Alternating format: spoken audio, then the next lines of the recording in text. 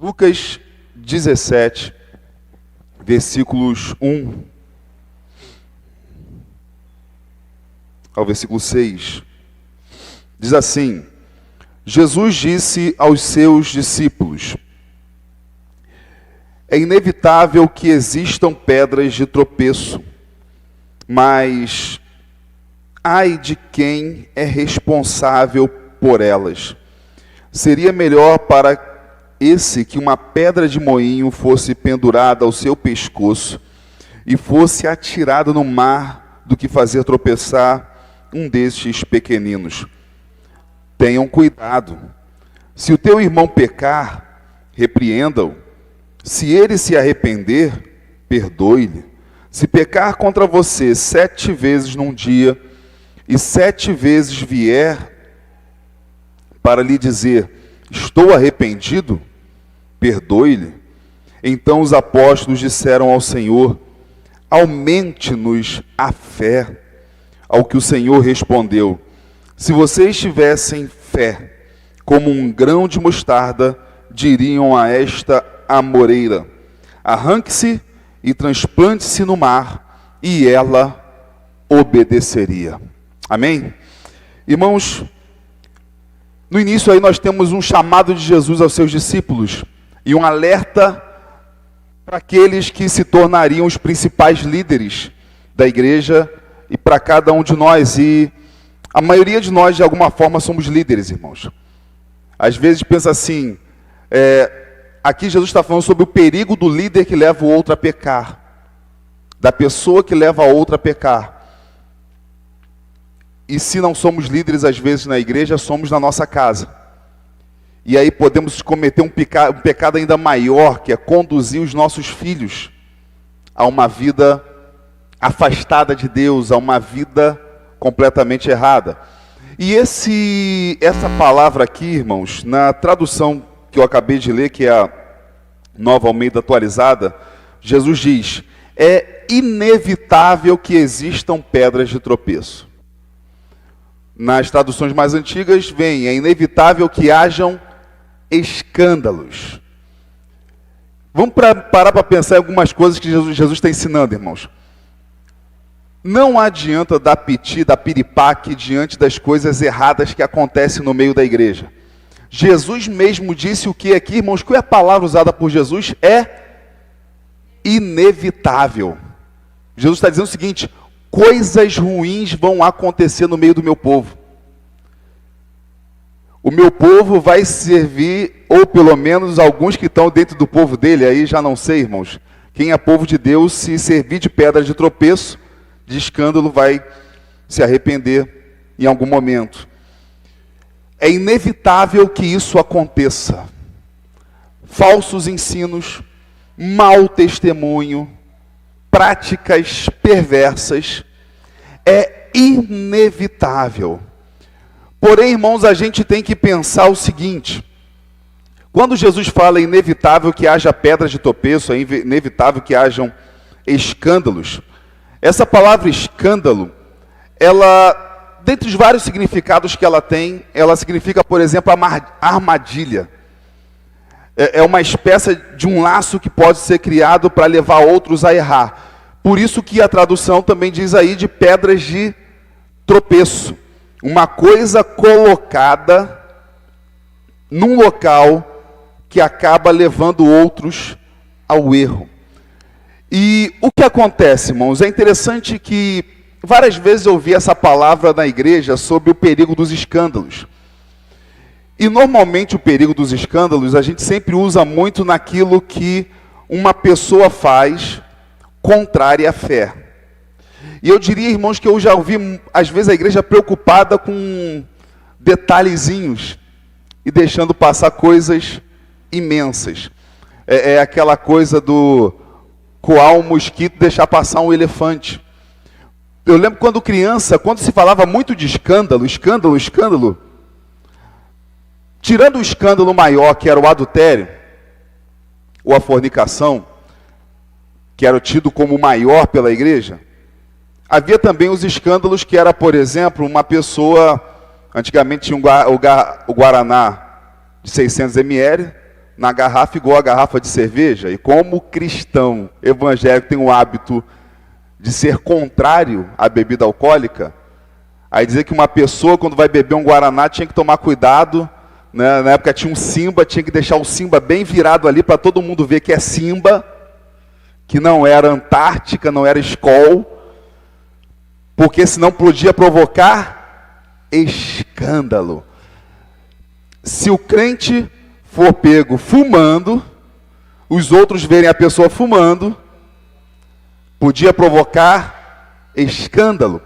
Porque era como se fosse o seguinte: quais eram, irmãos, começou-se um nivelar por baixo do que é ser um cristão.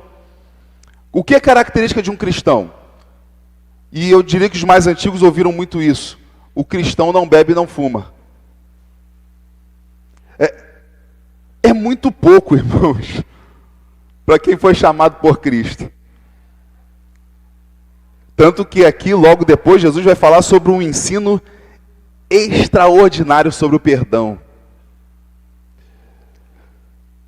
Esse escândalo vai muito além, irmãos, do que muita gente acha o seguinte: se a gente vê um irmão fumando, ele está escandalizando. Irmãos, a pessoa que fuma, a igreja sabe que fumar faz mal, o mundo sabe que fumar faz mal, até o fabricante do cigarro é obrigado a dizer que fumar faz mal. Tanto que tem aquela piadinha, né, que possivelmente já deve ter acontecido, do fumante vai na banca, pede um cigarro, quando ele pega o cigarro, quando ele olha atrás, está escrito assim: fumar causa impotência.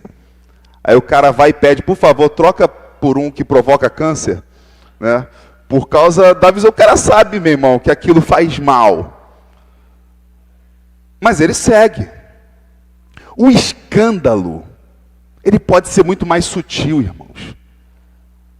E eu diria que a igreja hoje, num processo de secularização, secularização que eu digo é o seguinte: a igreja foi chamada para ser transformadora dos seus dias e não andar conforme a boiada vai.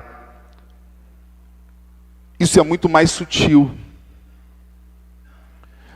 Os escândalos se referem principalmente a líderes apregoando algo contrário à fé, como se fosse bom, e induzindo pessoas ao erro. Por isso que é uma pedra de tropeço. Irmãos, o mau testemunho pode ser uma pedra de tropeço, um escândalo? Pode ser, mas Jesus está dizendo para a gente que é muito mais. É colocar, por exemplo, na boca de Deus o que Deus nunca disse. Tanto que Jesus está dizendo o seguinte, que seria melhor para essa... Aliás, no versículo 1 ainda: é inevitável que existam pedras de tropeço, mas ai de quem é responsável por elas. Jesus está dizendo o seguinte: a pessoa quer brincar com as minhas coisas. Isso vai acontecer. Pessoas deturpando o meu ensino, isso vai acontecer. Mas ai delas. Deus é misericordioso, mas ai de quem deturpa o que eu falei e conduz pessoas a se afastarem de mim. Seria melhor para esse que uma pedra de tropeço, seria melhor para esse, versículo 2, que uma pedra de moinho fosse pendurada ao seu pescoço e fosse atirada no mar, do que fazer tropeçar um destes pequeninos. Pequeninos aí, irmãos, não se refere apenas à criança, mas pode se referir a qualquer um dos nossos irmãos em Cristo. Como se Jesus estivesse tratando a gente como criancinhas dele. Não é apenas as nossas criancinhas, mas pode ser uma pessoa adulta também. Alguns interpretam que pode ser os irmãos mais novos na fé, o que realmente é mais favorável também que aconteça, porque uma pessoa antiga, ela sabe identificar quando alguém está pregando uma heresia, quando alguém está pregando uma coisa oposta ao que tem sido aprendido. E ele vai pensar: bem, se o cara está dizendo que agora é assim, eu vou buscar nas escrituras sagradas se realmente está confirmando o que ele ensinou. Eu lembro que a minha avó, analfabeta, carregava a Bíblia para cima e para baixo, sempre, Porque o cristão anda com a Bíblia, mas ela nunca aprendeu a ler. E às vezes a minha avó falava assim, né, depois que eu virei pastor, eu só virei pastor Márcio, não era mais o Neto, era o pastor Márcio. Pastor Márcio. A pessoa que estava pregando falou assim, assim, assim. Eu não concordo com isso não, Deus não fala desse jeito não.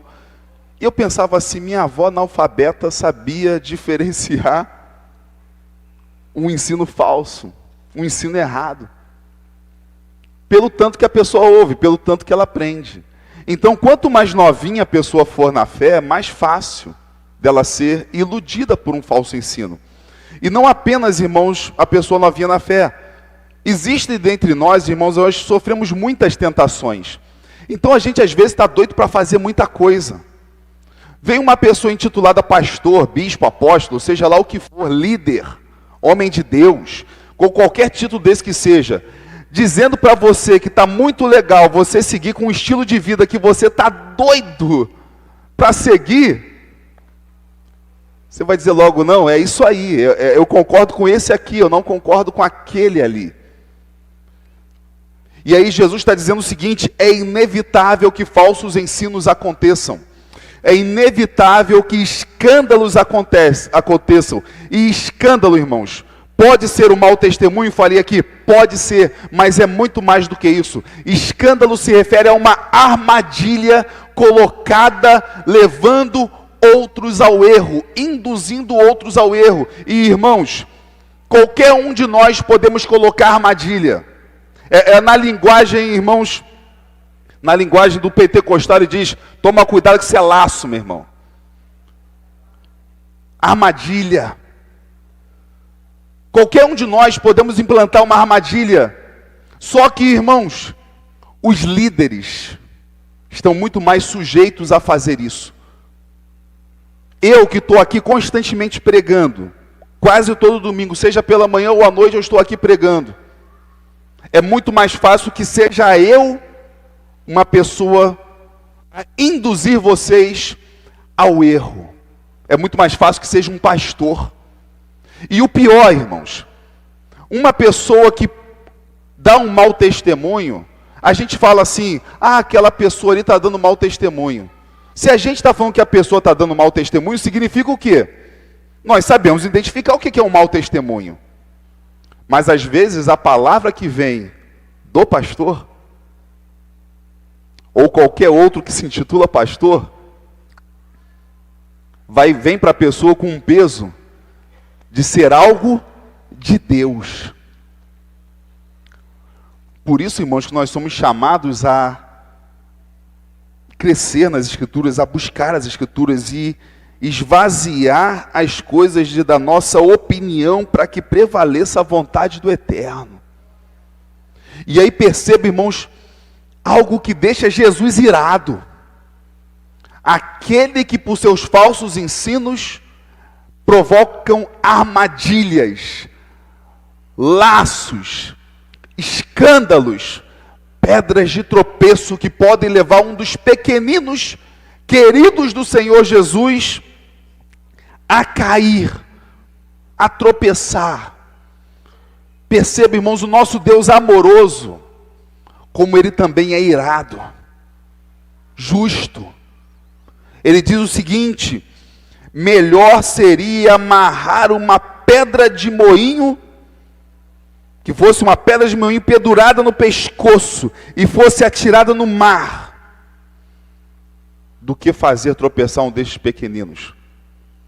Seria melhor sofrer uma morte horrorosa do que induzir outros ao erro. Pedra de moinho, irmãos, era a pedra usada para esmagar os grãos, até deixar o pó. Uma pedra pesada. E Jesus fala, seria melhor pendurar essa pedra no pescoço e jogar nas profundezas do mar a pessoa. Deus está dizendo o seguinte, isso é mais terrível do que ter que se defrontar com a minha ira. E aí, irmãos, diante desse ensino, Jesus então, ele prossegue ordenando os seus discípulos a viverem arrependimento e perdão. Porque diante do fato de que somos pecadores, podemos induzir outros ao erro, porque falhamos. Daí então que o povo de Deus é um povo que tem por característica o arrependimento. E Jesus prossegue então dizendo: tenham cuidado, diz o versículo 3. Se o seu irmão pecar, repreenda-o. Se ele se arrepender, perdoe. Tenham cuidado, em outras traduções, acautelai-vos, tenha cautela. Pense muito bem em tudo que a gente faz. Irmãos, o cristão tem que tomar cuidado para não tomar atitudes de orelhada, sair fazendo. Tudo nosso tem que ser bem pensado, irmãos. Tanto para a nossa santidade pessoal, quanto para o que nós somos para os outros. Então Jesus está dizendo para a gente: tenham cuidado, preste atenção, reflita, vigia, seja cuidadoso.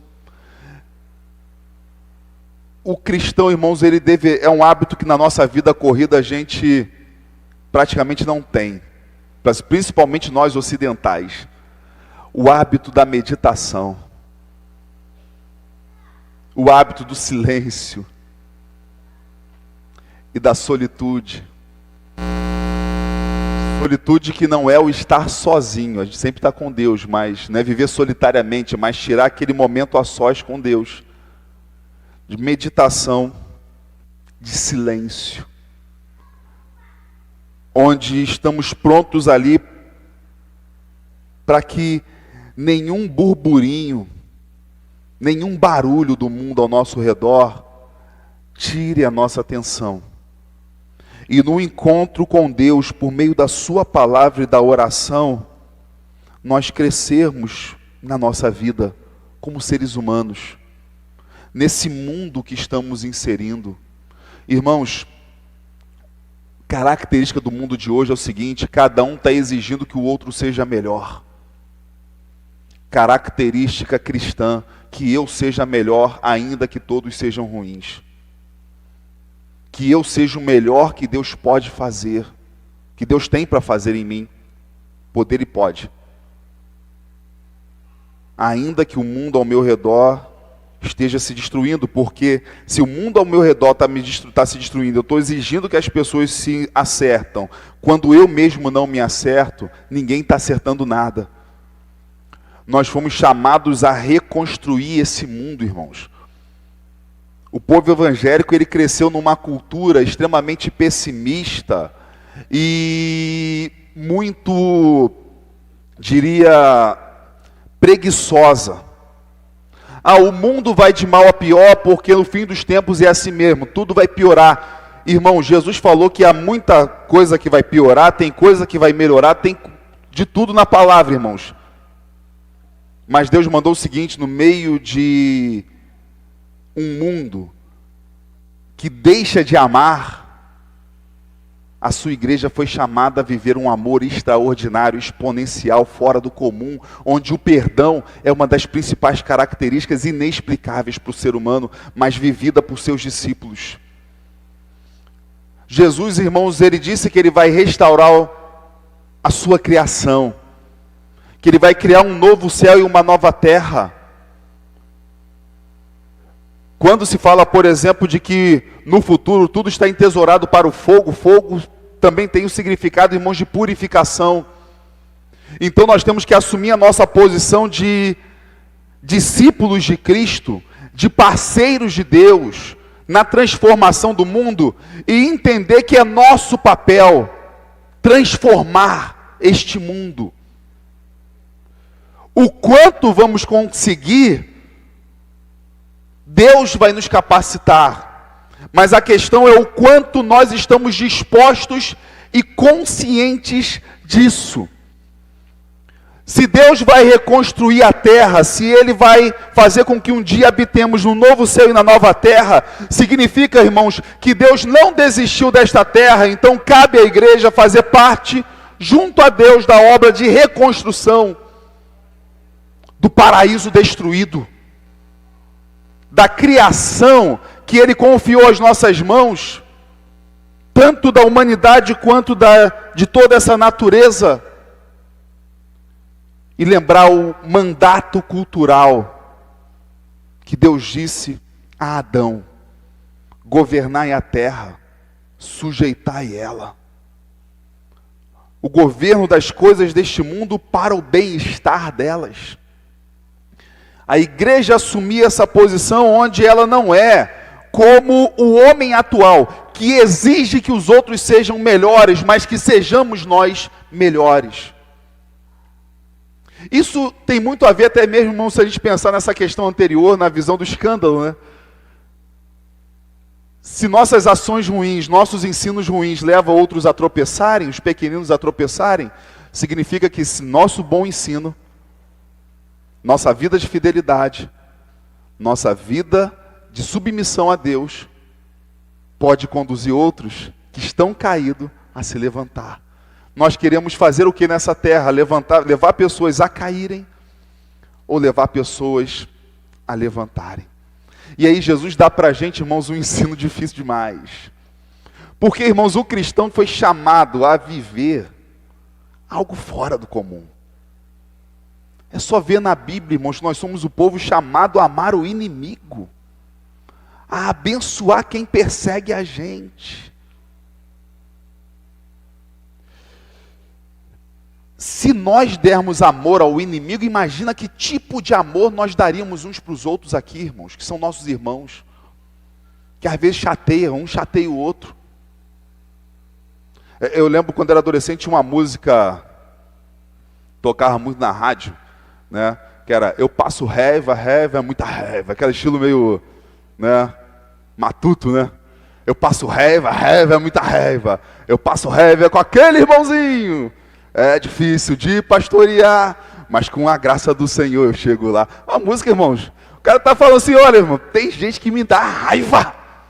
Tem gente que, me coloca lá, irmãos, vermelho assim, o sangue quase que saindo pelos poros, explodindo na cabeça. É difícil de pastorear, mas o que a música diz? Com a graça do Senhor, eu chego lá. Essa é melhor do que uma outra que tocava, que falava, Senhor, prepare e leva. Tinha essa também, irmão, lembra dessa? Prepare e leva, Senhor. Quer dizer, Senhor, não quero que o irmão ali vá para o inferno, mas, Senhor, conserta aquela pessoa, mas leva ela logo também, né? E aí tá bom, resolve o nosso problema. Porque, irmão, seria muito mais fácil se cercar de gente, todo mundo perfeitinho, todo mundo legalzinho, todo mundo bonzinho. Só que, irmãos,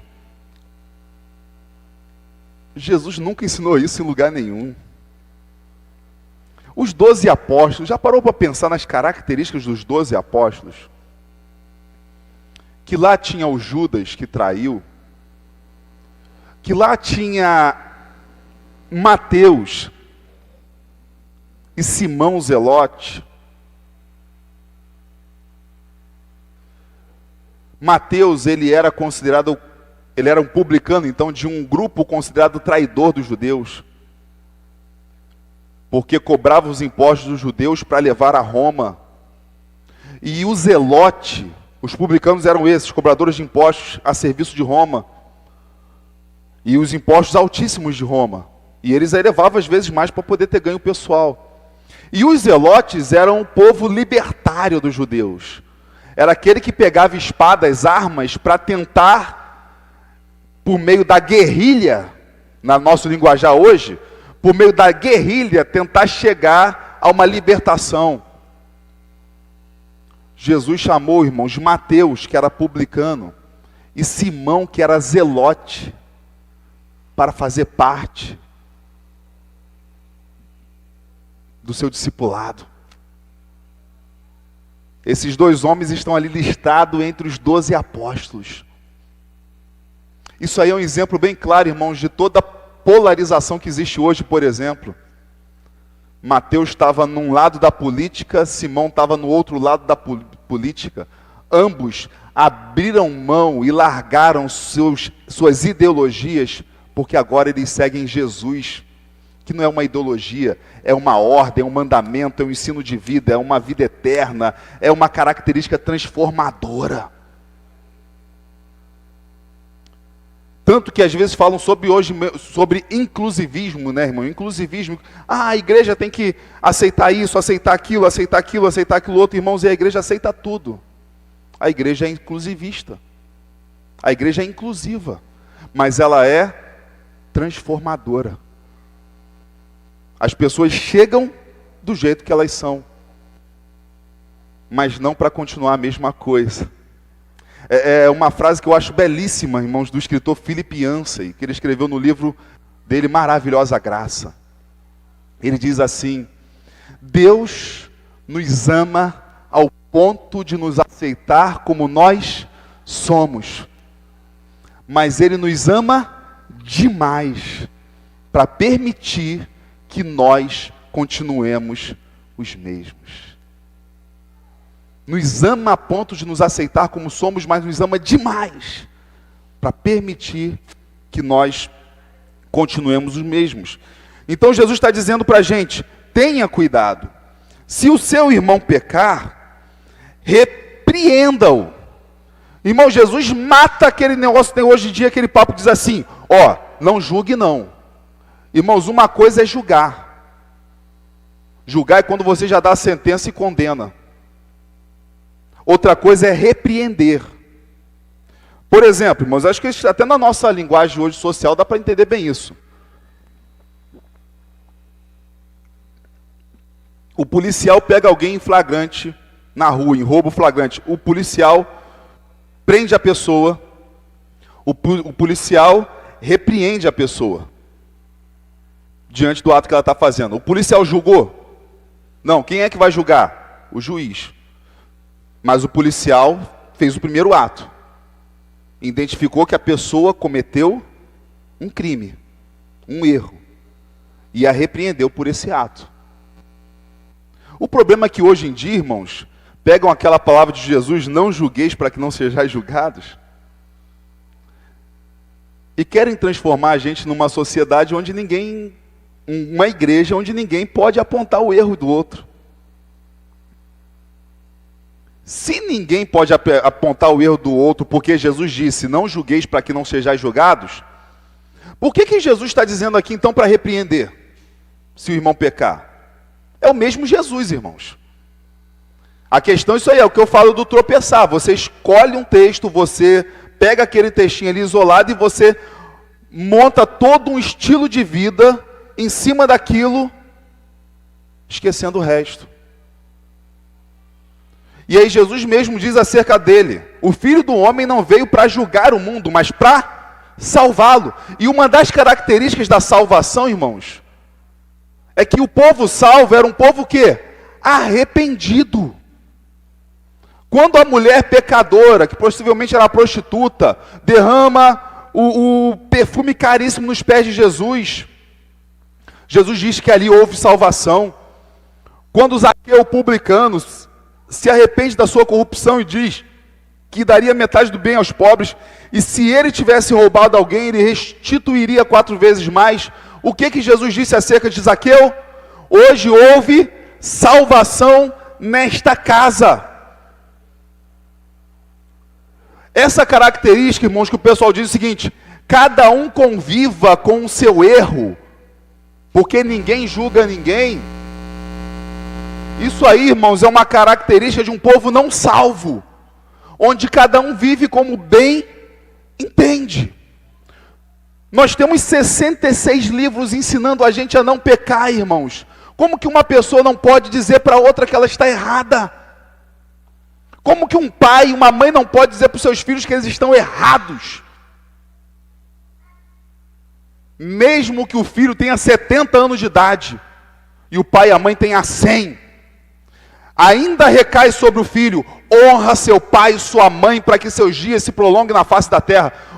O indivíduo pode ser avô, bisavô, e o pai e a mãe já estão mortos. Continua recaindo sobre a pessoa. Honra seu pai e sua mãe para que seus dias se prolonguem na face da terra. Isso não é um mandamento a filhos que têm pais vivos, mas isso é um mandamento a filhos.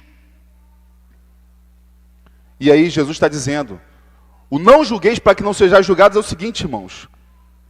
Por exemplo, irmãos, eu sou chamado para fazer muito sepultamento de pessoa não cristã. Nesses últimos meses, então, irmãos, aí, desde a pandemia, nós estamos, já disse que algumas vezes para a igreja, nós estamos vivendo um período mortal. Não só do coronavírus, mas é a época da minha vida que eu mais fui a cemitério. Foi de março de 2020 até agora. É a época da minha vida que eu mais fui em cemitério. A nossa igreja, graças a Deus, Deus tem preservado a gente. Perdemos irmãos, não do corona, mas perdemos irmãos de outras causas. Mas é a época que eu mais vou em enterro. E aí eu percebo como tem gente para ser evangelizada, porque eu vou em muito enterro de pessoas, parentes, familiares, pessoas próximas, não cristãs. E aí como a pessoa não é cristã, não tem ninguém para fazer uma cerimônia e todo mundo chega na hora, mesmo a pessoa que não tem fé, quer uma cerimônia na hora. Às vezes eu fico perguntando, para quê, né? A pessoa não acreditou a vida inteira, por que agora ela... Mas a pessoa quer se agarrar a uma esperança, irmãos, e eu creio que é um momento de pregar o Evangelho. Porque lá é uma abertura que a pessoa deu para anunciar Jesus Cristo. Então a gente não pode desperdiçar uma abertura que alguém dá para que a gente anuncie Jesus Cristo. Mas está lá uma pessoa que nunca foi batizada, às vezes, na mesa. E eu faço a cerimônia. E eu vivo nesse momento, irmãos, o não julgueis para que não sejais julgados. Eu não coloco a pessoa nem no céu nem no inferno. Eu não julgo ela para onde ela vai. Eu anuncio o Deus da salvação a quem está vivo. Aquela pessoa, Deus o sabe. Nós, no nosso pecado e na nossa maldade, nós não temos, às vezes, noção da extensão da graça de Deus. Não venham dizer que eu estou sendo universalista, não, irmãos. Que Jesus vai salvar todo mundo no final, não, porque Ele mesmo diz que há o inferno. O que eu estou dizendo é que a gente, às vezes, não tem ideia da extensão da graça de Deus.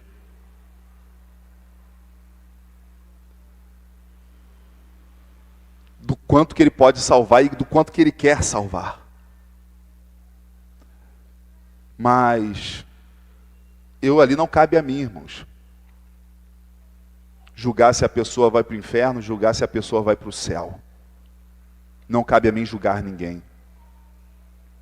Agora, diante das falhas, dos pecados que nós cometemos na nossa vida cotidiana, irmão, Jesus disse aqui bem claro, repreende o seu irmão, admoesta ele, chama a atenção do seu irmão, por quê?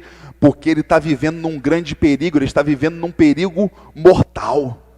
Chamar a atenção de uma pessoa, irmãos, que está pecando, é uma atitude salvadora muito maior do que você alertar uma pessoa que está indo em direção a um lugar onde está tendo troca de tiros.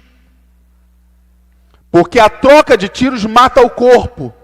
O pecado mata o corpo e a alma e faz ambos perecerem no inferno. Repreende-o. E aí, irmãos, Jesus prossegue dizendo o seguinte: se ele se arrepender, perdoa-lhe. Tem 3 mandamentos aqui, 3 ordens de Jesus. As palavras de Jesus são no imperativo, irmãos. Ele diz aí, tenham cuidado, é uma ordem dele. O cristão, o discípulo de Jesus tem que andar na vida com cuidado. Que como diz aquele poema do Mário Drummond de Andrade, né? O Carlos Drummond de Andrade, né? Irmão, agora ficou feio, era para não ter falado o nome de ninguém. Era só para eu ter falado do poema, porque o cara que é formado em letras não sabia quem foi que escreveu, né? Mas tem aquele poema que os irmãos já ouviram da pedra, né? Tem uma pedra no caminho, a pedra estava no meio do caminho. Eu acho que é do Carlos Drummond, né, irmãos? Alguém faz assim para dizer para mim, para eu não passar vergonha aqui ou consertar? Acho que é o Carlos Drummond, né? É ele mesmo, né? Irmãos, se fosse eu que tivesse escrevido o poema da pedra, alguém dizia assim, quem é esse imbecil de Belfort Roxo que escreveu esse negócio? Mas graças a Deus que foi uma mente brilhante, né? Que escreveu. Tinha uma pedra no caminho. E irmãos, pedras estão no nosso caminho. E aí Jesus está dizendo para a gente, tenha cuidado. E o perigo da pedra no caminho, irmãos, quando a gente pensa assim, tinha uma pedra no caminho, e aí, na nossa linguagem mais popular, pensa logo na topada. Na maioria das vezes que a gente toma uma topada, a gente viu a pedra? Não. Mas ela está lá no caminho. E Jesus está dizendo para a gente, tenham cuidado. Há várias pedras no caminho. Existem várias armadilhas que podem te fazer cair. Tenham cuidado. Se o seu irmão pecar, ordem de Jesus, repreende ele. Chama-lhe a atenção. E aí, Jesus, o que eu faço se a pessoa reconhecer que errou e se arrependeu? Jesus dá outra ordem. Perdoa. Não existe opção, irmãos.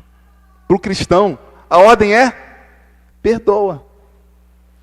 Então Jesus está chamando a gente a atenção sobre a necessidade do arrependimento e Ele está chamando a atenção para a gente sobre a ordem para perdoar. Perdoar, irmãos, ele tem o significado de você colocar em liberdade, livrar a pessoa, quitar a dívida que ela tinha. Perdão total. É o que Jesus está dizendo para a gente. E aí ele aumenta esse ensino no versículo 4. Se pecar contra você 7 vezes num dia, e 7 vezes vier para lhe dizer, estou arrependido, perdoe-lhe. Irmãos, aí pode alguém querer interpretar isso aqui literalmente, né, e falar assim, Senhor, então quer dizer que na 8ª não preciso perdoar mais? A gente sabe muito bem, irmãos, que 7 é um número que representa a perfeição, a totalidade. É um número simbólico dentro da Bíblia. Então o que Jesus está dizendo é o seguinte, na verdade, seja quantas vezes for, perdoa de verdade, perdoa de coração. A gente olhar assim, irmãos, e pensar na nossa natureza, uma pessoa que vai errar comigo 7 vezes num dia, essa pessoa não se arrependeu de nada não. Eu vou dizer para você, irmãos, uma pessoa possivelmente na sua vida que você já teve que perdoar 7 vezes num dia. Você sempre pensa, hoje no dia da política, a pessoa vai pensar logo aí nesses políticos nossos aí, ou então vai pensar naquele irmãozinho da igreja. Eu vou dizer muito mais, irmãos. Possivelmente as pessoas que a gente já teve que perdoar 7 vezes num dia, se chama marido, se chama esposa, se chama filho. São as pessoas que a gente mais perdoa.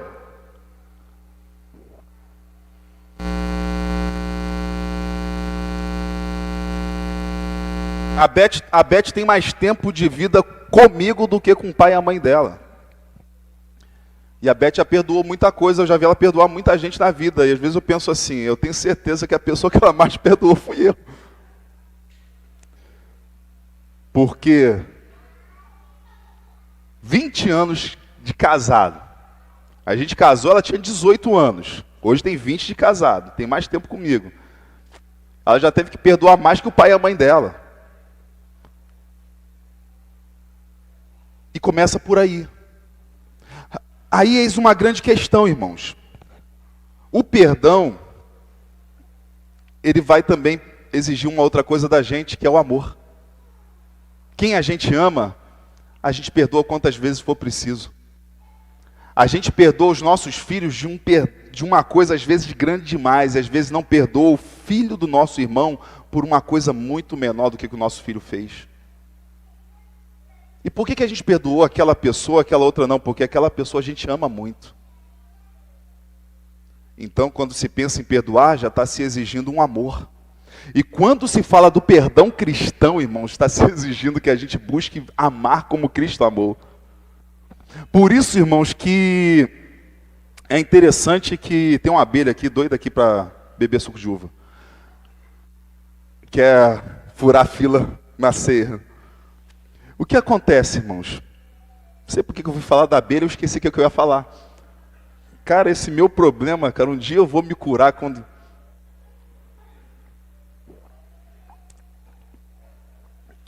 Meu Deus do céu, cara. Só a misericórdia do Eterno. Fui olhar para a abelha me desconcentrou. Mas, irmãos, estava falando sobre a questão do perdão, do amor, da quantidade de vezes. Em outra passagem, Jesus ensina, por exemplo, que nós devemos perdoar 70 vezes 7, que também não quer dizer que é perdoar esse número aí, essa multiplicação, mas o perdão verdadeiro, o perdão total, o perdão perfeito, que é a exigência de Jesus. A palavra de Jesus aqui, irmãos, ela está ensinando um monte de coisa para a gente. Versículo 4, se pecar contra você 7 vezes num dia, e 7 vezes vier para lhe dizer, perceba, irmãos, que Jesus também está dizendo, a pessoa que reconheceu o erro também tem que ir até o irmão. O ensino de Jesus não é só para a pessoa que foi ofendida perdoar. Ele está dizendo para a pessoa que ofendeu, a pessoa que fez o mal, se arrepender e ir até a pessoa.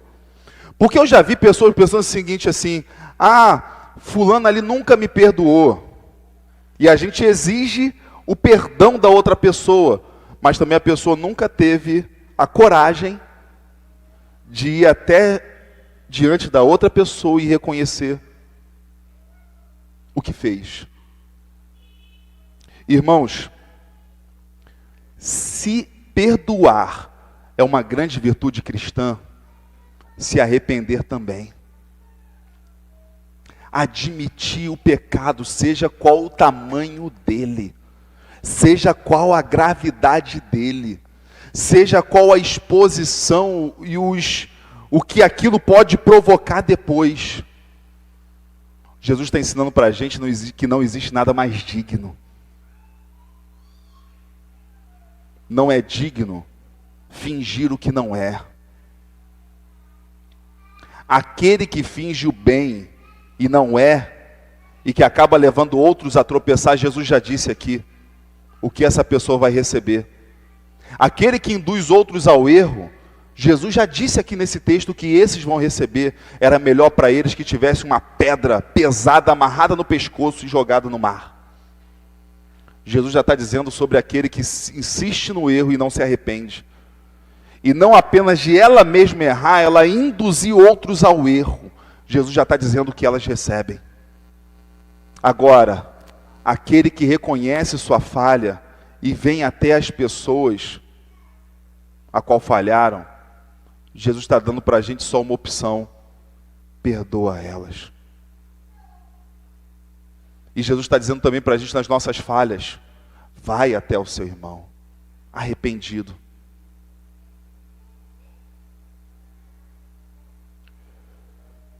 De maneira, irmãos, que ninguém deve orar a Jesus pedindo o seguinte: Senhor, devo perdoar ou não? Você não precisa orar isso. Porque perdão é um mandamento de Cristo. Você pode orar pedindo ao Senhor o seguinte: Senhor, me dá forças, quebranta o meu coração, me ajuda, acalma minha alma, acalma meu coração. E Jesus prossegue dizendo, então os apóstolos, Jesus não, agora são os apóstolos, diante desse ensino de Jesus, irmãos, calma aí, perdoar sim. Os apóstolos, irmãos, que são seres humanos como a gente, diz aí o versículo 5, então os apóstolos disseram ao Senhor, o que eles disseram? Um pedido, aumenta-nos a fé. Por que eles pedem, irmãos, para aumentar a fé? Porque o ensino de Jesus, irmãos, é difícil demais. É complicado demais. É duro de obedecer. E Jesus não deixou a outra opção. Os discípulos, irmãos, não estão argumentando com Jesus, mas Senhor, qual tipo de pecado? Os discípulos não perguntaram, mas Senhor, na 8ª vez, perdoa ou não perdoa?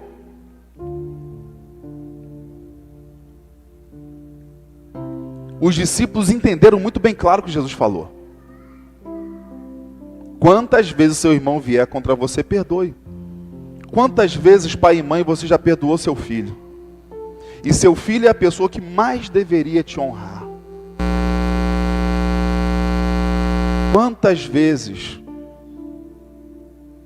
minha esposa não teve que me perdoar? E ela é a pessoa que eu mais deveria na vida não chatear, junto ao meu pai e minha mãe.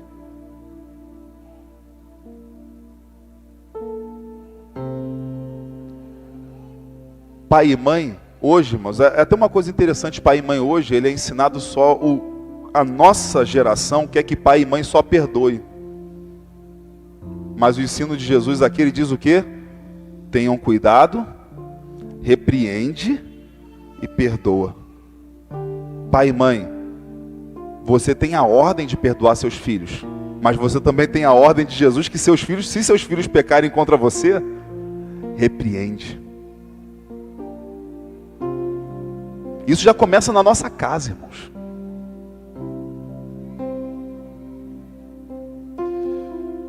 E aí o perdão revela o grau do nosso amor. Pessoas perdoam às vezes coisas maiores que uns fizeram e guardam rancor, uma mágoa imensa de outras pessoas que fizeram uma coisa bem pequenina, porque alimentam um ódio contra aquela pessoa. E aí é uma outra coisa no coração que tem que ser tratada, irmãos, porque quando se fala do perdão, tem que tratar muita coisa no coração. Tratar a questão do ódio, tratar a questão do amor, tratar a questão da fé. Porque é o seguinte, eu creio que Jesus é real, eu creio que as Escrituras Sagradas é o livro inspirado por Deus, então isso é verdade, cabe a mim cumprir. E aí os discípulos, tendo certeza que eles deveriam obedecer o que aqui está escrito, eles pediram a Jesus, Senhor, já que a gente tem que obedecer, então, pelo menos aumenta a nossa fé, a nossa capacidade aí, para fazer isso. E aí Jesus prossegue no seu ensino, versículo 6. Ao que o Senhor respondeu, se vocês tivessem fé como um grão de mostarda, diriam a esta amoreira, arranque-se e transplante-se no mar, e ela obedeceria. Aí dizer, meu Deus agora está falando Jesus está falando um negócio de arrancar a árvore de um lugar e plantar no outro. Irmãos, o ensino não é sobre arrancar a árvore e plantar no outro. O ensino é sobre perdão. A metáfora de Jesus é para ensinar para a gente que não há limites para o poder de Deus. Não há limites para o que alguém pode fazer tendo fé. O comentário de Lucas Leon Morris, ele escreve assim: não é tanto uma grande fé em Deus que é exigida, não é tanto uma grande fé em Deus que é exigida quanto a fé num Deus grande. O grão de mostarda era proverbial por seu tamanho pequeno. A amoreira negra parece ser a árvore em questão. Seja como for, os rabinos sustentavam que suas raízes ficariam na terra durante 600 anos. Está claro que era considerada uma árvore bem arraigada, de modo que a remoção dela seria muito difícil. Os rabinos, judeus, diziam que essa amoreira negra, as raízes dela podiam ficar 600 anos na terra. E aí no comentário Leon Morris prossegue dizendo: Jesus não está sugerindo que seus seguidores se ocupem de coisas sem razão de ser, tais como transferir uma árvore para o mar. Está dizendo que nada é impossível à fé. A fé genuína pode realizar aquilo que a experiência, a razão e a probabilidade negariam, se for exercida dentro da vontade de Deus. Irmãos, eu acho interessante aí a palavra mar. usada 2 vezes por Jesus, e lançar no mar. Porque ele fala que aquele que leva os outros a tropeçar, seria melhor que pendurasse uma pedra de moinho no pescoço e fosse atirado no mar. E aí depois Jesus ensina o seguinte, que se quem tivesse fé como um grão de mostarda, diriam a esta moreira, arranque-se e transplante-se no mar, e ela obedeceria. Jesus está ensinando a gente, irmãos, algo muito maior do que arrancar árvores e plantar árvores. Uma pessoa que leva os outros ao escândalo, ao tropeço, seria melhor que ela estivesse arrancada ao mar e jogada no mar, presa no pescoço por uma pedra. Agora, aquele que tem fé, Jesus, quando fala aqui a ordem dada à árvore, arranque-se e transplante-se no mar. E tem uma outra passagem da Bíblia que fala que Deus lança os nossos pecados nas profundezas do mar. Eu creio que Jesus está dizendo muito mais, sabe o que dizer? Pega essa fé que você tem, ainda que pequenina, arranque essa raiz de amargura, de tristeza, de peso, de raiva, de ódio, de ira que você tem no coração, arranque. E que não seja você lançado ao mar com uma pedra no pescoço, mas que sejam os seus pecados lançados nas profundezas do mar. Usando aquilo que o próprio Deus diz, que Ele se esquece de tal maneira dos nossos pecados, que é como se eles estivessem nas profundezas do mar.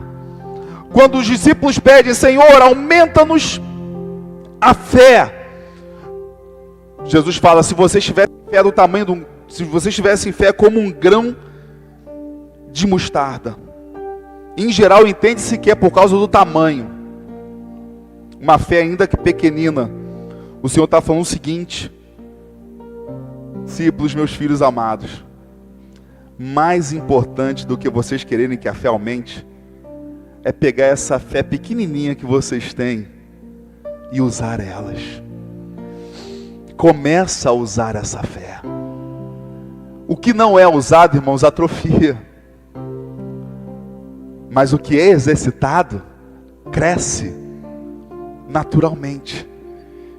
E aí Jesus ensina sobre o perdão. Arranque. É um imperativo também, irmãos. Arranque essa raiz. Por mais forte que ela seja, por mais que essa moreira negra seja uma planta muito enraizada, raiz que poderiam durar 600 anos, raiz profunda, não há limites para um mal tão enraizado dentro de nós, que pela fé que Deus já nos deu, ele não possa ser arrancada.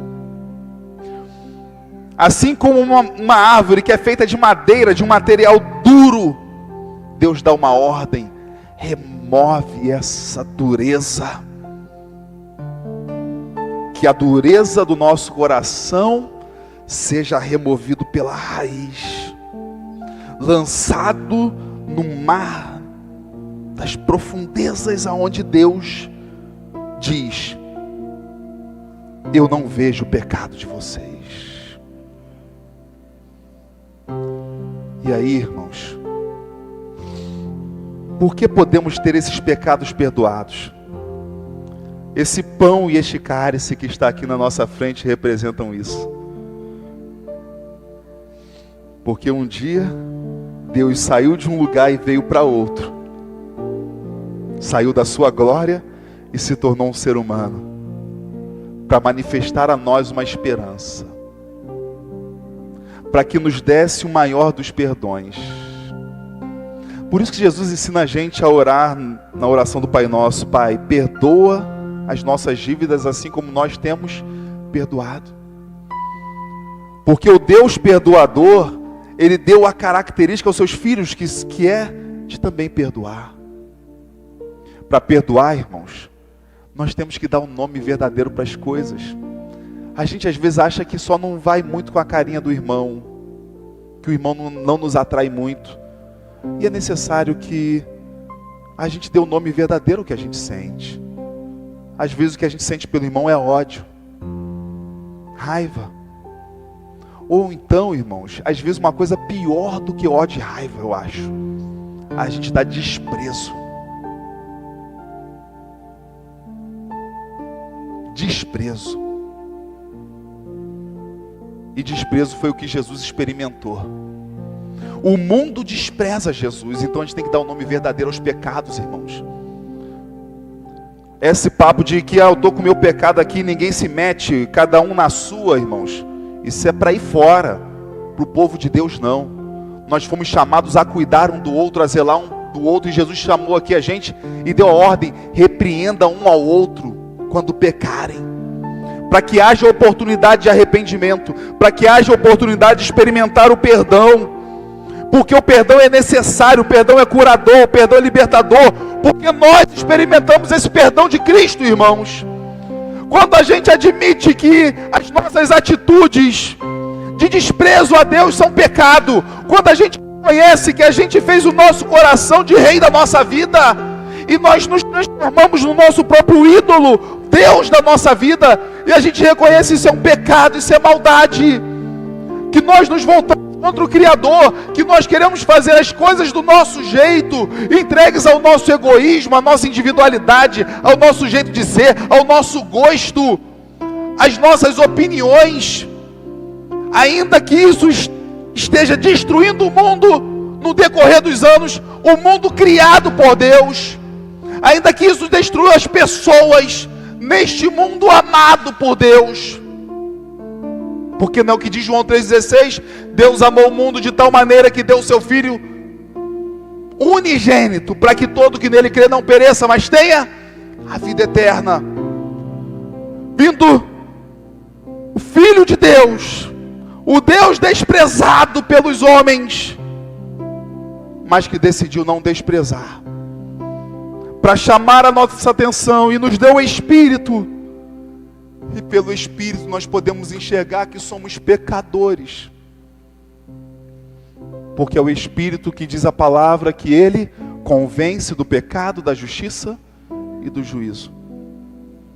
Irmãos e irmãs, eu não sei como anda o seu coração, eu não sei o peso que você ainda carrega. Jesus aqui ele está entrando no ensino do perdão acerca daquele que vem até você e se arrepende. Mas nós podemos buscar nas Escrituras também que às vezes nós precisamos perdoar até aquele que não veio, para que o nosso coração seja curado, mesmo aquele que não reconheceu o seu erro. Porque a gente foi chamado para amar os inimigos, né, irmão? Se alguém fez mal a gente, é nosso inimigo. E a gente é chamado a amar essas pessoas.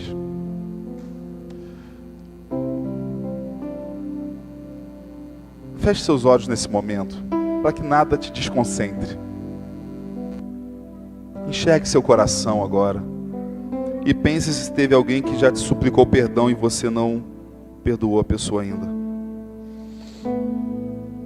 Ou pense em alguém que de repente não pediu perdão ainda, mas está martelando muito na sua mente essa pessoa e ela rouba a sua paz. E mais uma vez aqui, você é chamado por Cristo a perdoar. Nós somos chamados. E os discípulos perguntam: Senhor, aumenta a nossa fé. E Jesus diz para a gente: eu já dei fé a vocês. Usem essa fé. Arranque essa raiz de amargura, essa raiz de tristeza.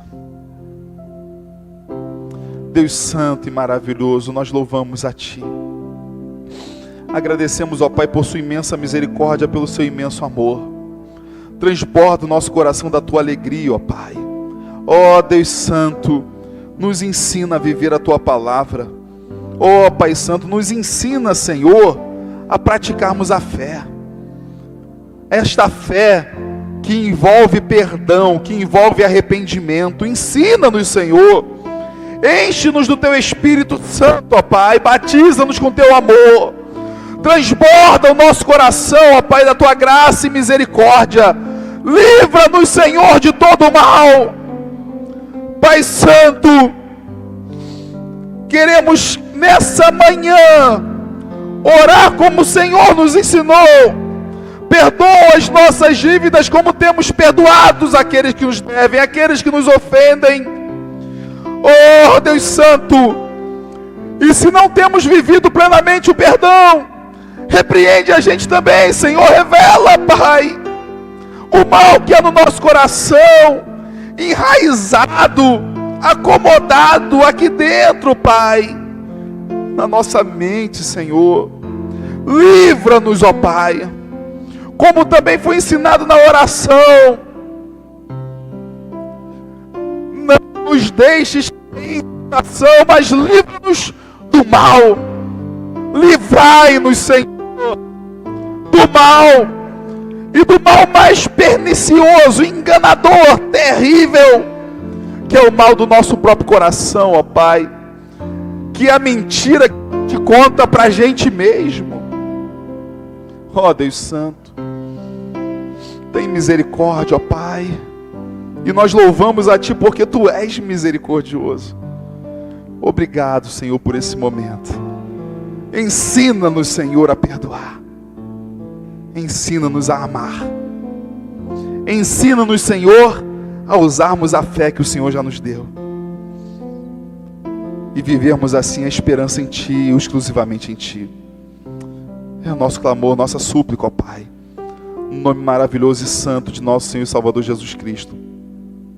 Amém.